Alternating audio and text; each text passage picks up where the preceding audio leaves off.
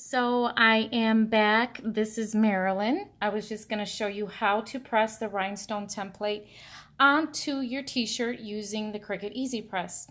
Now I haven't used the Easy Press like a lot of people. I do have a, what is it called, a power heat press or something like that, a larger press upstairs.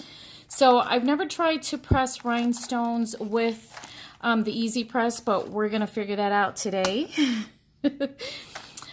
So as you know, I've already cut my template and I put my rhinestones in there. This is the one that my holes on my template were actually slightly smaller than 3 millimeters, so my rhinestones were not falling into place on this one.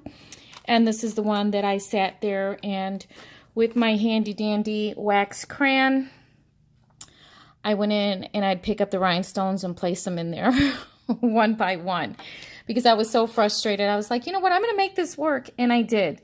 So he's a little shorter and a little fatter going sideways, and I'm going to keep that one. And I thought this one, now this one is the one that I did on the video for tutorial purposes, and this fits the rhinestones perfectly. So the rhinestones fell into these holes with no problem. So I'm going to go ahead and use this template. I thought it was a little too big, but it's actually not. So this is an easy way to store your template. So this is your Hot Fix transfer tape. It's not the same as regular transfer tape. It is a little thinner. It's almost kind of like a I forget what kind of paper that is that you use for transparency paper, but a little thinner with a sticky side. So then on the other side of your template, you can store your magic flock.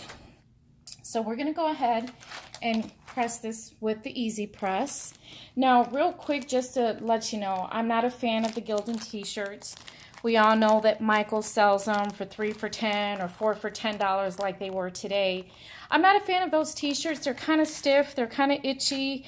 They're just not a really good quality. And when you have a t-shirt and it becomes your favorite t-shirt, it's usually soft and worn and comfortable. So I found this one at Hobby Lobby.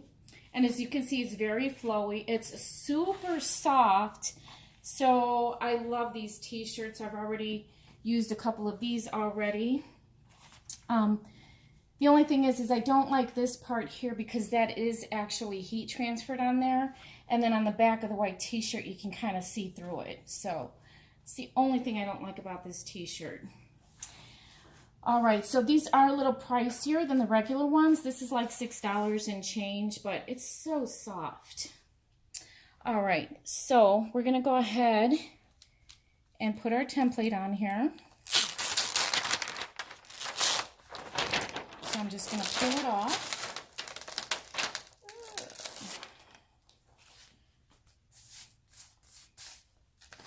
All right.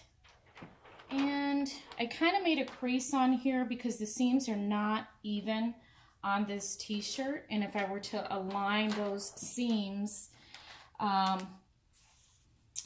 this would have been shifted, the neck part, so we want to make sure it's going to look perfect when it's finished. I'm going to bring it down a little bit only because I may want to actually turn this into a V-neck. We'll see about that. All right. I wasn't going to measure. I actually used to work for a friend of mine who had a bling store. Everything was bling. Jeans, purses, accessories, and she did custom rhinestones. And I used to press for her. And I used to measure. Like here, I kind of, oh, that actually looks perfect. That's perfect. So, all right, so my eyeballs worked on that one. The only thing is I feel like he's a little shifted. And I'm using this ironing pad that I got at Walmart. So I want to make sure he's flat. Okay, perfect. Yeah, so that's about 4 fingers. Okay, so according to the little card that I got with my rhinestones, I am using an SS10 size. It does say the temperature should be at 335 with 15 seconds. Now, I just checked my press upstairs and it doesn't have a pressing pad on the top of the machine. And I was worried. I thought, well, maybe I should use some cushion, being that this is the Easy Press. I don't know how different it's going to be. So I brought this oven silicone mat that I have. And I'm not sure if I should put this on there first to give it a little more pressure, or if I should just use my Teflon sheet. So this is kind of a trial thing, and we'll find out if it works. But then with upstairs, I don't have any type of cushion on top of the press, the top of the press.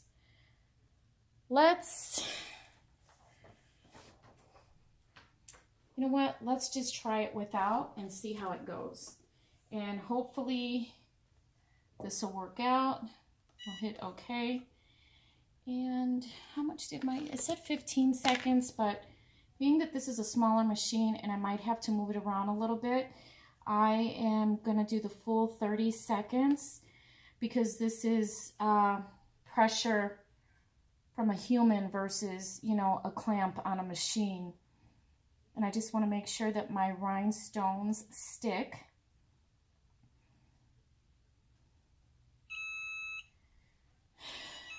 Okay, so then we'll do it again.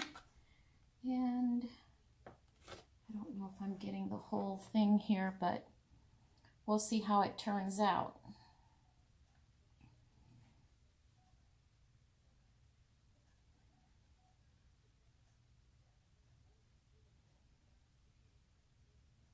This has been fun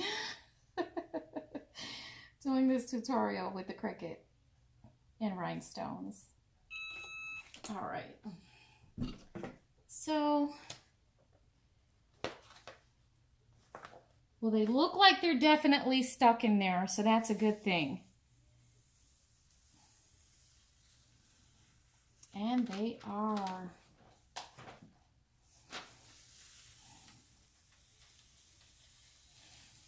I love these rhinestones. They're so blingy. That looks really pretty.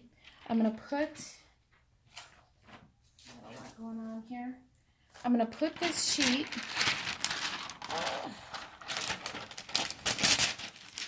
you can definitely use this hot fix transfer tape over and over. So I'm going to put this together. I'll fix it nice and neat when I'm off camera. I'm not going to do that now. Let's take a look. Oh yeah, those are definitely stuck on there really nice. So here is my Taino petroglyph. These rhinestones are really pretty. So it's possible to cut and press rhinestones with the Cricut and the Cricut Easy Press. That's really pretty. Thanks for watching.